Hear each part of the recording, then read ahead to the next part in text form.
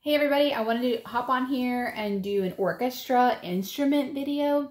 A lot of you have questions about some instruments in the orchestra, and so for people that were in band, we kind of got familiar with a lot of these and the jobs that they did within a concert band. But I know there's a lot of you that haven't ever been in a band or maybe even been to the orchestra. So this video is for you to kind of help you get more familiar with some orchestra instruments. So some resources that you do have right at your fingertips.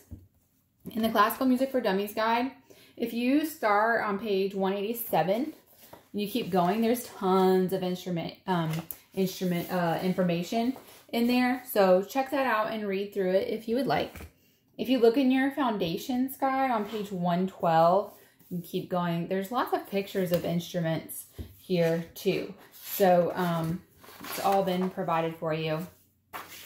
So check that stuff out. But right now, I'll just go ahead and do my own little thing for you guys to help you maybe get a better idea of some instruments so that you have more confidence going into class for CC. So I'll go ahead and start with the string family. So obviously the string family, those instruments have strings, but not just that. They have strings that are like plucked or rubbed like with a bow. So here we have the harp, so that stands up, and you kind of, a lot of people have seen that, you kind of use your fingers to do it. And we have the violin, that's very popular. So the difference here between the violin and the viola, so the violin can play higher notes, it's smaller. The viola is bigger, it can reach some of those lower notes that the violin can't. And then of course we have the guitar, and then for the bass and the cello. So the difference between that is they both, like the similarities are they both rest on the floor to be played, but with the cello, you really have to sit down to play that. And the bass, you can stand up and play that. So that's some of the string families. And like I said, there are pictures in your Foundations guide of these, and you can listen online too to a lot of these instruments so that you kind of develop an ear for them. The next one I want to go over is the Woodwinds family. So a lot of these were made out of wood, but they can be made out of wood, plastic, metal, and so you use a lot of air. So that's where woodwind comes from. So a lot of these instruments have a tube shape, and you'll notice a lot of them have like finger holes that you push down to cover up. And tin whistle is actually in the woodwind family. And then you use air to blow across like an edge or even a reed. So I can go over those now. So here is the flute, very, very popular, very common. And the piccolo is a smaller, more high-pitched version of that. And then here you have the clarinet. So they use a reed. Again, so we have the tube shape here with these finger holes. So they use like a wooden reed right here, and they'll kind of just soak it in their mouth and just strap that right on.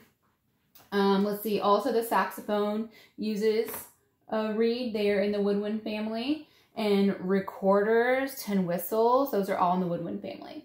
And then we have the bass clarinet. So that can go and play those lower notes. It's a much larger instrument. And the bassoon as well. They use a small reed right here on the very, very tip. So that is the woodwind family. Then next we'll go the brass family. I'm going in order of the orchestra song, and we'll get to that on week 23. So for the brass family, you guessed it, they're made out of brass, but they have like these metal pipes that are twisted and bent, and then a lot of them have this bell shape at the end. And the other thing you'll notice is they have these, they all have like these metal mouthpieces, and you have to vibrate your lips to be able to like play this. And so when you start playing instruments like this, your lips are very, very sore at first. It can be kind of difficult. And you'll notice too, a lot of them have like 3 finger keys.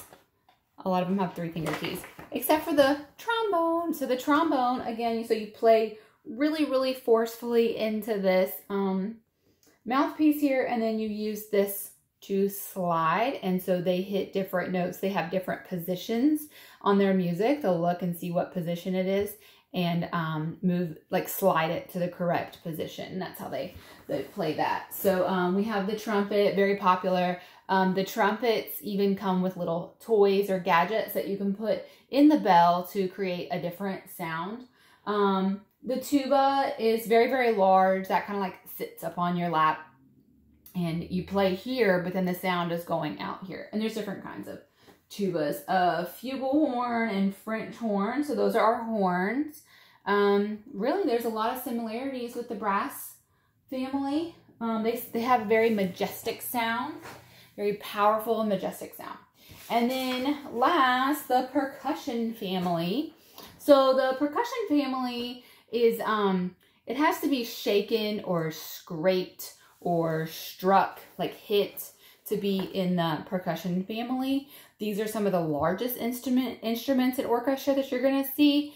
And really their job is to keep rhythm, honestly, and add cool sound effects. So I can go over some of those now. So this one's a timpani drum, very popular for orchestra. So they have these little mallets that are soft on the end, and the timpani drum has a really nice sound. You can listen to those. The xylophone obviously is in percussion. Then you have cymbals, so you just put your hand in each strap. We've seen those, you crash them together. Tambourine, even little kids have tambourines where you can hit it and shake it. Piano, a lot of people are surprised that piano is in the percussion family, but even though it has strings, yes, as we talked about, but these strings are being struck like with a hammer. So that's why a lot of times it is put in the percussion family. The triangle, we have those in some of our orchestra pieces for CC. Just makes like a little twinkling sound. You just hit, you have this little metal thing right here and you hit it on the inside.